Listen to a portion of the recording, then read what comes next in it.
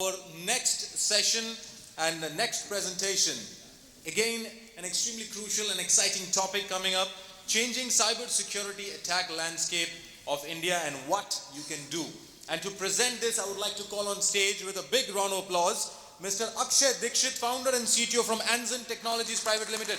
Akshay, welcome to the stage and looking forward to a great session from you. For taking out the time and coming here from your busy schedule to come for this event to discuss about cybersecurity, talk about what's going on. A lot of good discussions, panel discussions, debates, discussions in the meetings, outside, during lunches, during breaks. Brilliant minds at work here.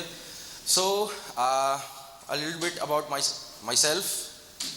So, I am Akshay, the founder and CTO of Anzen Technologies. I have about 14-15 years of experience in cybersecurity. I have been primarily a cybersecurity researcher, a consultant. I've worked across verticals, domains, industries, consulted, helped customers and clients of various shapes and sizes. I have been a corporate trainer, author and speaker on many conferences such as these.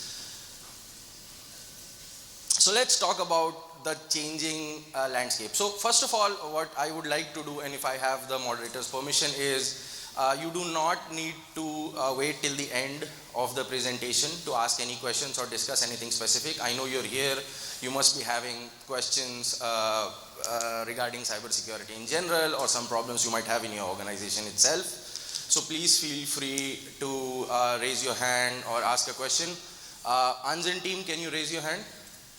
So these are my people, you can ask them, they'll help you get a mic or ask any question that you wish to ask. Let's dive into this. So we're talking about a recent timeline of the shift of the attack landscape in India specifically. So what I'm saying is how it used to be when we were talking about 10 years back, 15 years back of what attacks looked like. We spoke about vulnerabilities, but how the shift has happened. So I'm very quickly going to touch base on some important attacks that happened. So this is something we already know about. There was a famous bank which went through a very famous cyber attack, happened in 3 phases. Malware infection, the SWIFT framework which was responsible for handling the transactions was compromised. Fake malicious switches were created to allow for transactions to happen, and then fake ATMs, duplicate debit cards and ATM cards were used to perform money withdrawals. Interestingly enough, SWIFT systems had been targeted before as well in one of the other banks, 2016, which was specifically targeting the SWIFT system.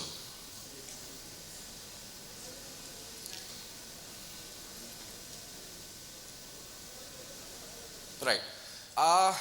One interesting case that has happened in the past years and more, and this is increasing more and more, is the government agencies of our country are being targeted a lot.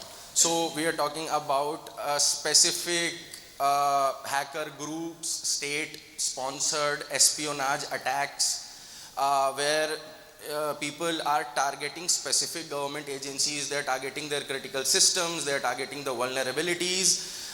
One such case happened in 2019, which was a campaign of attacks against a lot of government agencies, and it was jointly called as Operation Side Copy, which was basically trying to infiltrate the infrastructure, network vulnerabilities, and trying to exfiltrate corporate sensitive information from the government agencies and using it for nationwide espionage. The way in which the hackers have improved their efficiency to infiltrate into these networks is the evasive capabilities of the malwares have now increased. So as more and more the security solutions that protect us in terms of the antiviruses, in terms of the host-based and the network-based protection is concerned, the malware writers are now using steganography and encryption techniques and self-changing code to kind of evade the monitoring and the detective capabilities of these security solutions.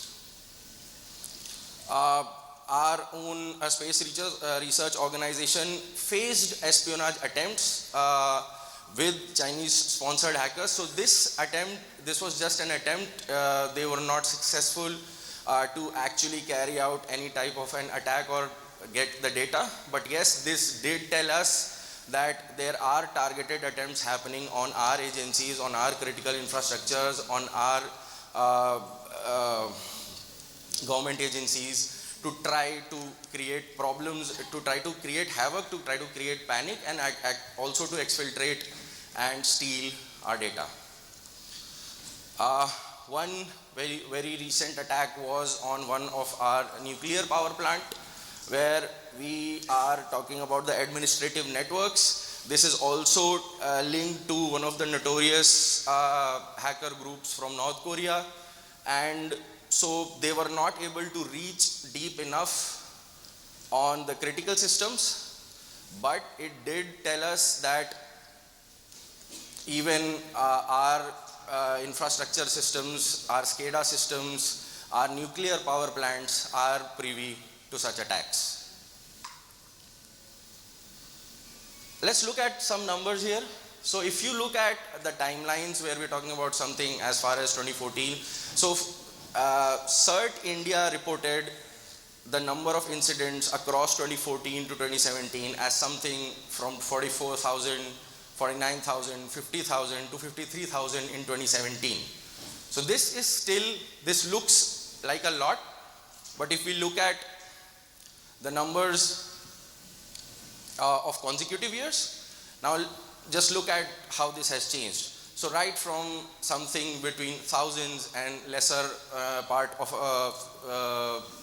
50,000, now we're looking at 4 lakhs, 11 lakhs, 14 lakhs, and up until June, almost better part of 6.5 lakhs reported incidents observed by our computer emergency response government organization. And this is not even close to the actual incidents that were not reported or were faced but not detected completely. So the actual numbers go way beyond this. Let's look at the attack trends.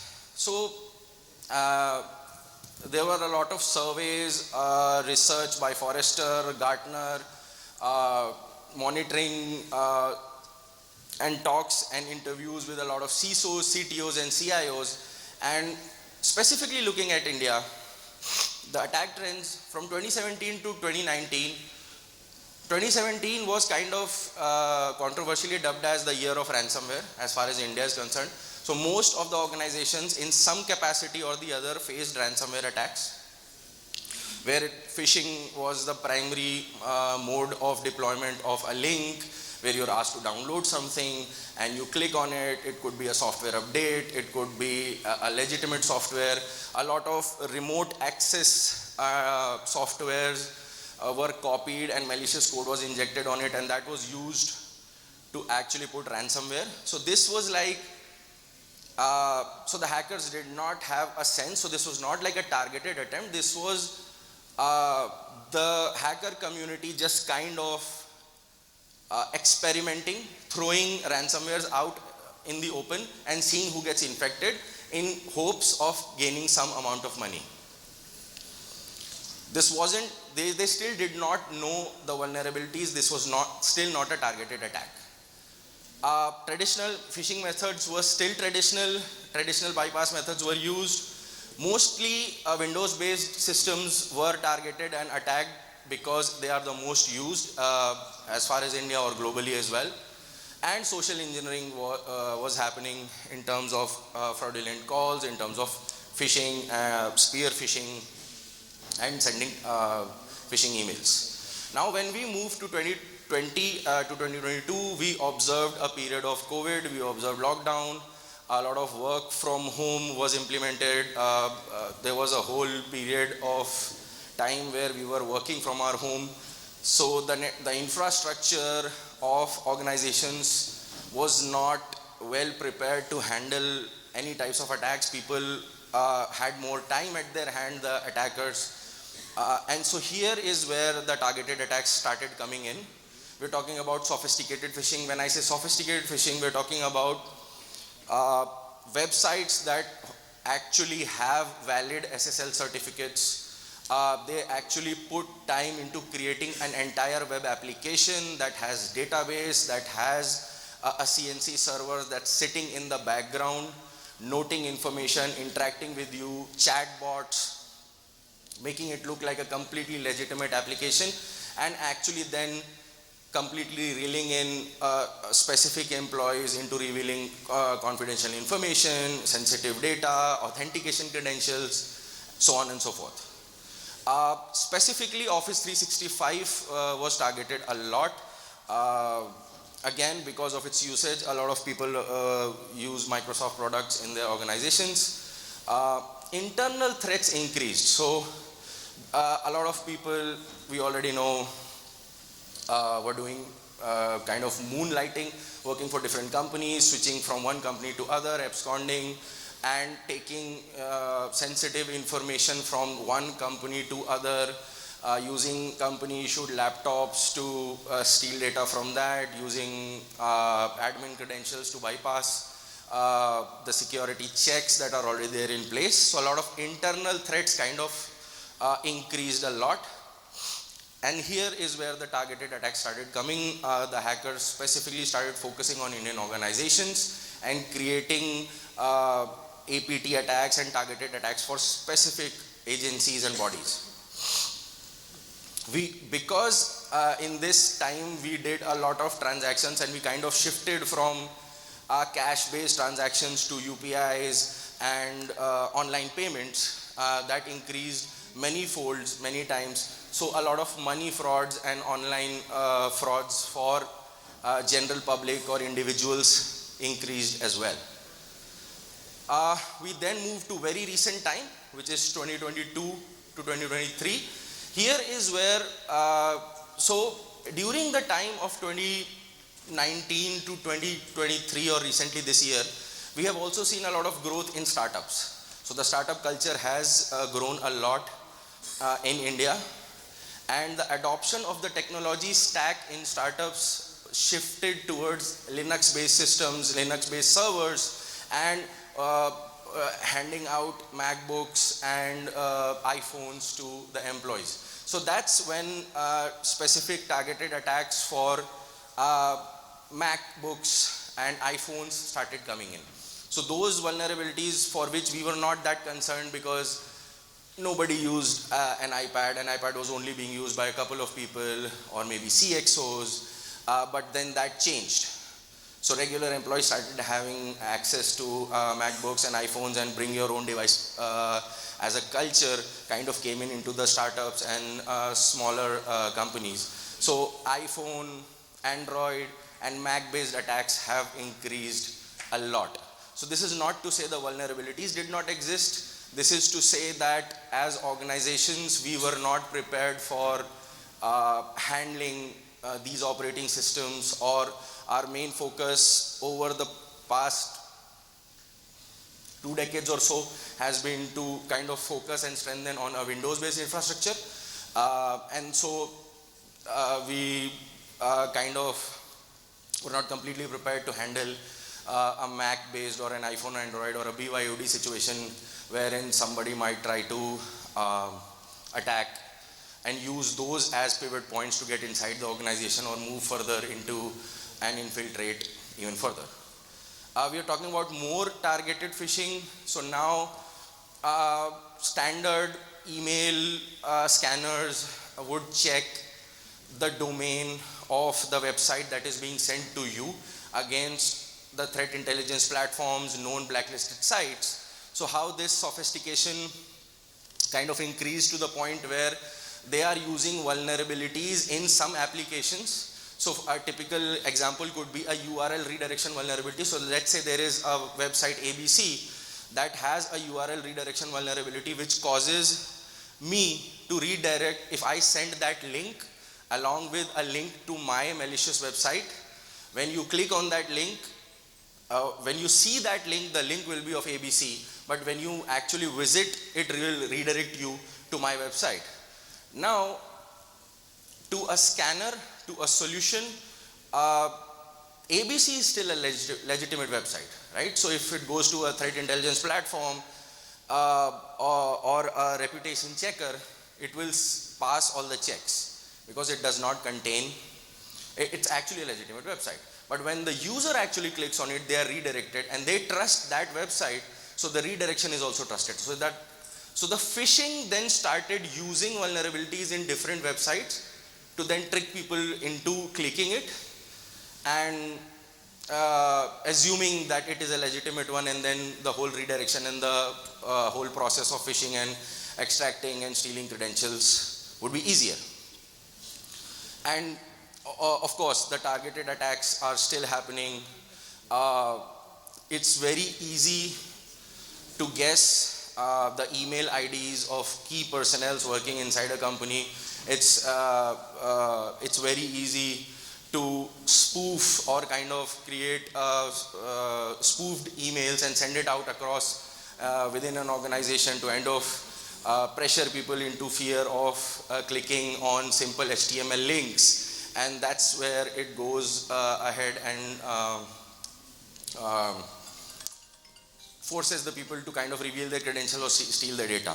Interestingly enough, the phishing campaigns have become so sophisticated that there are cases that we observed when we were doing incident response and analysis for a couple of our clients, is where if you click on that link, just by clicking on that link, if that link opens in a browser that has an active O365 authenticated tab on the browser, it steals the session cookie.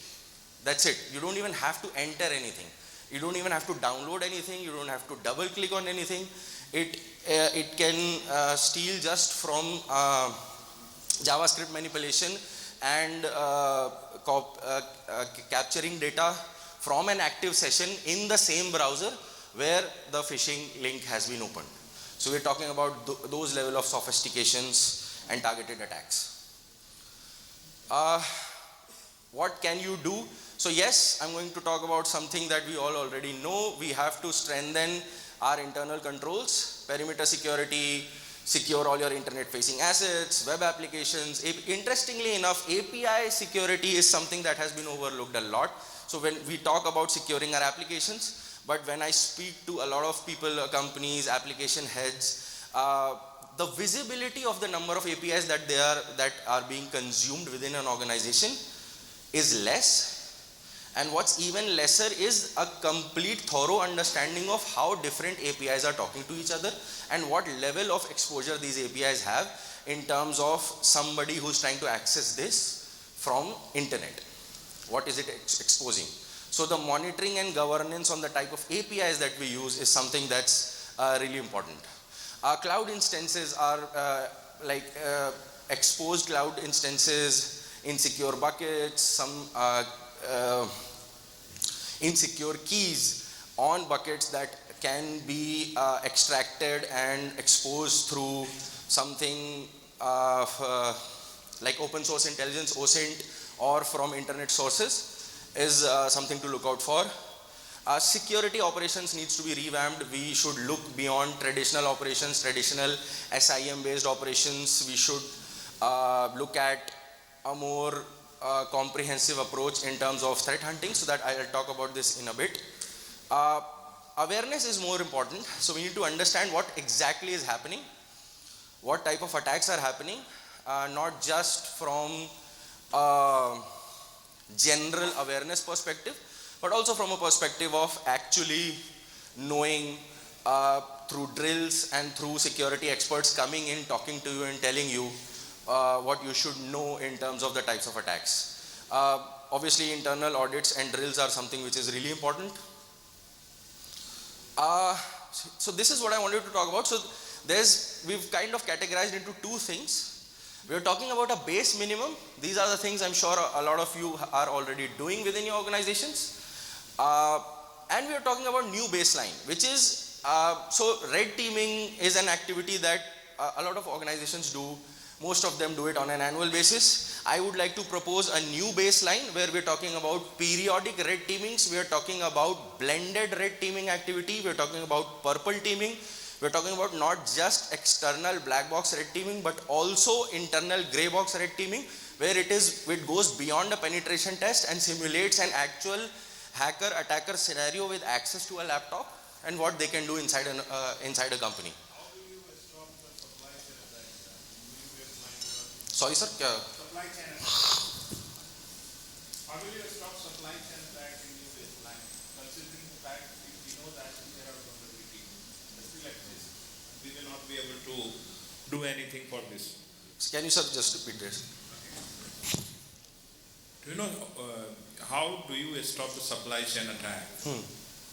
Even I know that if there is vulnerability available, yes, anytime it can be exploited. We don't have solutions for that.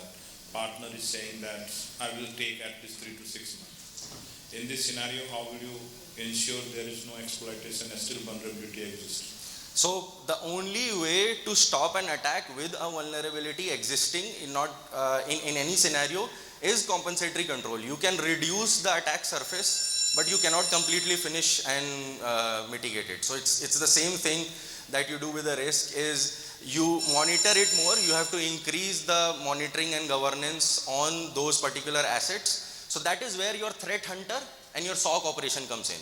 So that's the new type of operations that I was going to talk about, is basically talking about threat hunting beyond SOC operations.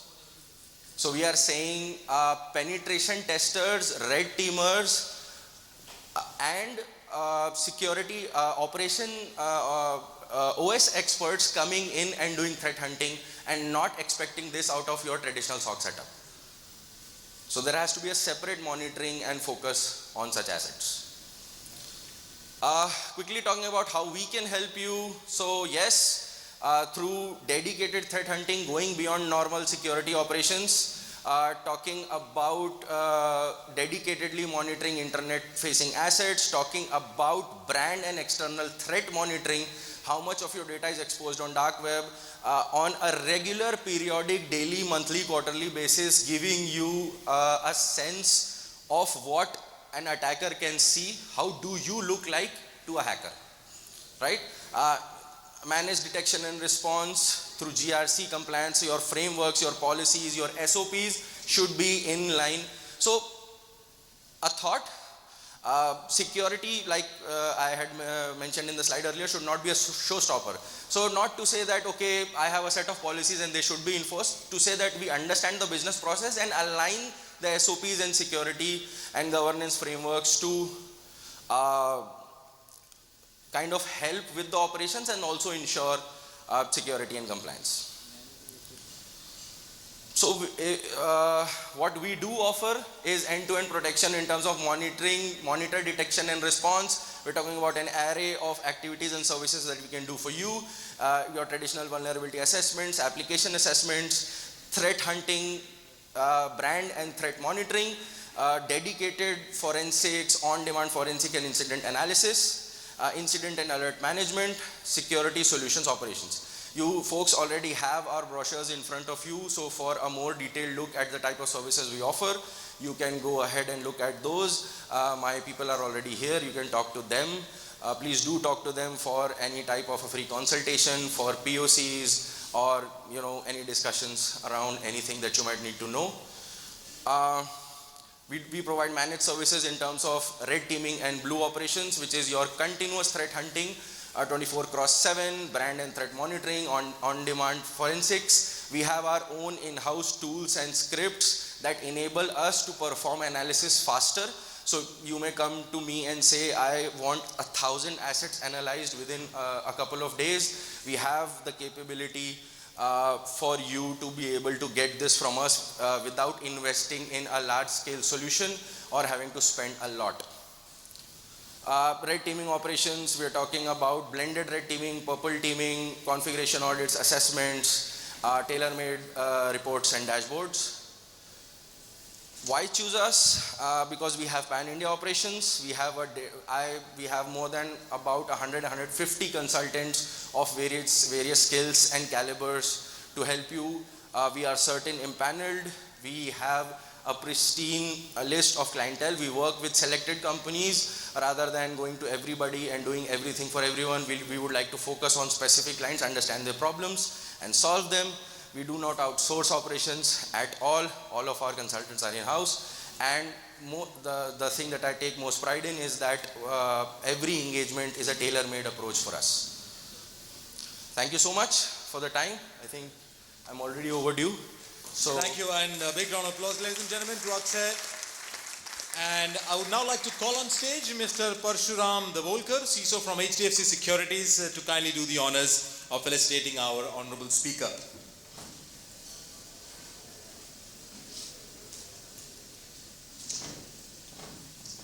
Ladies and gentlemen, big round of applause to Mr. Akshay Dixit, founder and CTO from Anzen Technologies Private Limited.